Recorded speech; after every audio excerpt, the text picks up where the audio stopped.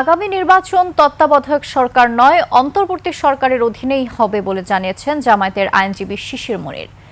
তত্ত্বাবধায়ক সরকার ব্যবস্থা ফেরাতে করা আপিলের ওপর চতুর্থ দিনের শুনানি শেষে এক প্রশ্নের জবাবে এই মন্তব্য করেন তিনি বলেন, সংসদ ভেঙে দেওয়ার 15 দিন পর গঠন করা হয় তত্ত্বাবধায়ক সরকার ব্যবস্থা, কিন্তু বর্তমানে সংসদ নেই, তাই আগামী নির্বাচন হবে অন্তর্বর্তী সরকারের অধীনে।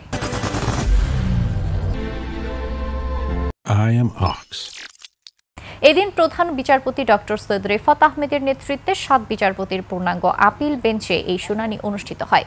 শুরুতে শুনানিতে অংশ নেন জামায়াতের আইনজীবী শিশির মনির। এরপরে শুনানি শুরু করেন বিএনপির পক্ষের বদরুদ্দোজা বাদল। চতুর্থ দিনের শুনানিতে আইনজীবী শিশির মনির আদালতকে বলেন, তত্ত্বাবধায়ক ইস্যু জিইয়ে রাখলে ক্ষতিগ্রস্ত হবে দেশের গণতন্ত্র।